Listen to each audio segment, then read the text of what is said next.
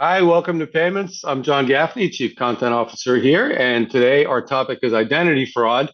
Conversation sparked by a notice recently served by the U.S. Department of Treasury to financial institutions, alerting them to an increase in passport fraud and ID fraud. And I'll read from this here. The notice serves as an overview of typologies associated with U.S. pass card fraud. So it's a very important and technical issue, I must say. And here to discuss these developments and the general topic of ID verification, we have the CEO of a company who specializes in delivery of on-demand digital and physical ID solutions, and that would be Brian Lewis from IntelliCheck. Brian, welcome. Thanks for having me. So let's talk about passport fraud a little bit. I guess it's the job of the government to kind of scare you into into scaring companies into addressing this. But given the increased use of counterfeit passport ID cards, can you talk a little bit about IntelliCheck's technology and how it detects sophisticated forgeries like this? So I think it's sort of a tale of two IDs, right? And one of the issues with the passport is it puts the bank between a rock and a hard place. To truly authenticate a passport or a passport card, you need to buy some very expensive equipment and then install it and reprogram your systems and do all that. Because the only way to truly validate it is to check the chip inside, to read that or put it through, some multi-layered light things to catch some of the deeply embedded, anti-counterfeiting in the plastic. So that's difficult to do, and it's the same reason that oftentimes driver's license, same thing. If you read that, it basically is the playbook for how they go in and steal identity, whether it's with a passport or a driver's license. Let's zoom out a little bit, Brian. So, what are some of the challenges outside of passport fraud that you feel like financial institutions face, especially when they have to get into these advanced identity verification solutions? So if you think about anytime you've gone into a bank, it's either, the clerk just looks at the ID and, tries to figure out, the person behind the teller workstation. And I can tell you from law enforcement, that doesn't work anymore. Or they'll think if I shine a black light on it, it's going to tell me if it's fake or not. Every one of the places you go to, whether on the dark web or the bright web, will advertise that they will work, the light will work on that. And they'll also advertise that they scan. So even if you scan it, it doesn't mean it's real. So they face the problem of how you truly identify it. Now, we help them by working with the barcode and the hidden security features in there. Same reason law enforcement uses what we do.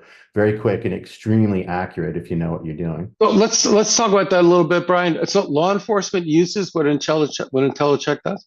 Oh, yeah, we've got 28, 29 now state level law enforcement Okay. agencies that use to validate driver's licenses in the field. They can download our app on a mobile device, and then they find it as accurate as calling dispatch, but instead of waiting minutes, they get an answer in less than a second. Okay, interesting. So let's talk a little bit. You guys are so far ahead of so many other companies here in what you're doing with ID validation. Could you talk a little bit about how AI and machine learning plays here? Because I know you guys have done a lot of work there. Yeah, so I think AI and machine learning plays very well with if you're trying to work purely on the imaging. Is the holograms in the right space? You can teach the machine to figure that out pretty quickly, which is unfortunately why the fakes are so good, because the bad guys are using the same thing.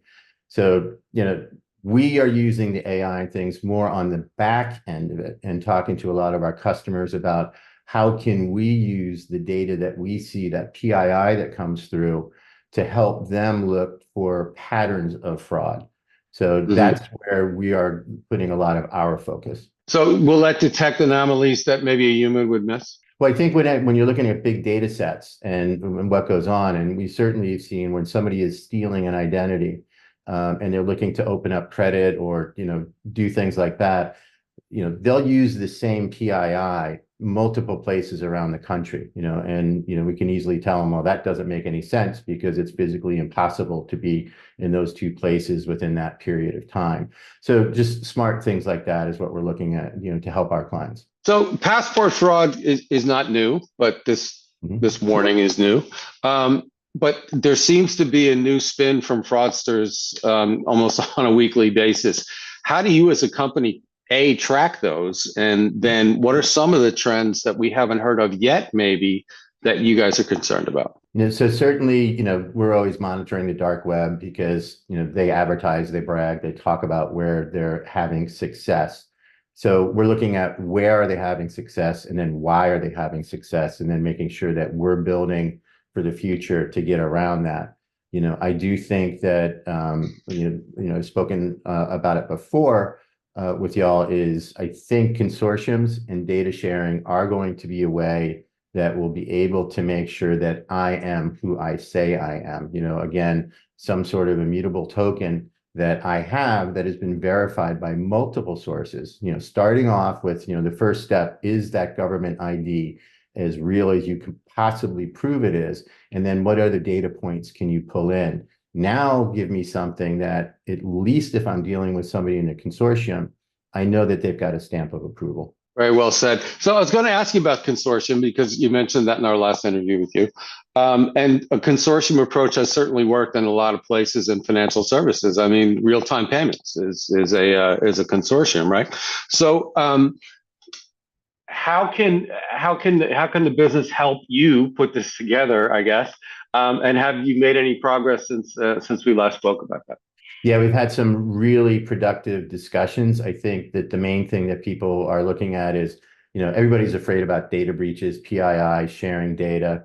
Even if you look at that release that came out, about passports, they talk about how you're able to share information amongst banking institutions if you think it has something to do with money laundering or terrorism.